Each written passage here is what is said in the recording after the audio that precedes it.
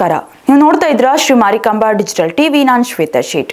ನಿರ್ಜನ ಪ್ರದೇಶದಲ್ಲಿ ನಿಲ್ಲಿಸಿದ್ದ ಕಾರಿನಲ್ಲಿ 1,15,00,000 ರೂಪಾಯಿ ಪತ್ತೆಯಾದ ಘಟನೆ ಅಂಕೋಲಾದ ರಾಮನಗುಳಿ ಬಳಿಯ ರಾಷ್ಟ್ರೀಯ ಹೆದ್ದಾರಿ 66ರ ಪಕ್ಕದ ನಿರ್ಜನ ಪ್ರದೇಶದಲ್ಲಿ ನಡೆದಿದೆ.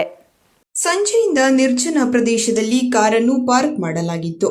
ಈ ಬಗ್ಗೆ ಅಂಕೋಲಾ ಪೊಲೀಸರಿಗೆ ಸಾರ್ವಜನಿಕರಿಂದ ಮಾಹಿತಿ ಸಿಗುತ್ತಿದ್ದಂತೆ ಪರಿಶೀಲನೆಗೆ ಬಂದ ಪೊಲೀಸರು ಕಾರಿನ ಡೋರ್ ಓಪನ್ ಮಾಡಿ ಪರಿಶೀಲನೆ ವೇಳೆ ಕಾರಿನಲ್ಲಿ ಕಬ್ಬಿಣದ ಬಾಕ್ಸ್ ಸಿಕ್ಕಿದ್ದು ಅದನ್ನು ತೆರೆದು ನೋಡಿದಾಗ ಅದರಲ್ಲಿ 1,15,00,000 ಹಣ ಇರುವುದು ಕಂಡುಬಂದಿದೆ.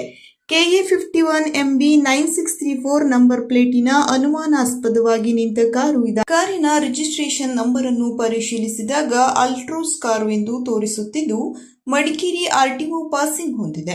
ಅಸಲಿಗೆ ಇದು ಕ್ರೇಟರ್ ಕಾರ್ ಆಗಿದ್ದು ಈ ಕಾರಿನ ಬೋನಟ್ ಡಿಕ್ಕಿ ತೆರೆದ ಸ್ಥಿತಿಯಲ್ಲಿತ್ತು.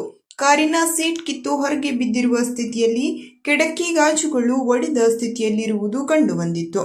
ಸದ್ಯ ಅಂಕೋಲಾ ಪೊಲೀಸರು ವಾಹನವನ್ನು ವಶಕ್ಕೆ ಪಡೆದು ಠಾಣೆಯಲ್ಲಿ ಇರಿಸಿದ್ದು ಯಾವುದೋ ದರೋಡೆ ಮಾಡಿ ಹಣ ಸಾಗಿಸುತ್ತಿರುವ ಅನುಮಾನ ವ್ಯಕ್ತಪಡಿಸಿದ್ದು ಅಂಕೋಲಾ ಠಾಣೆಯಲ್ಲಿ ಪ್ರಕರಣ ದಾಖಲಾಗಿದೆ.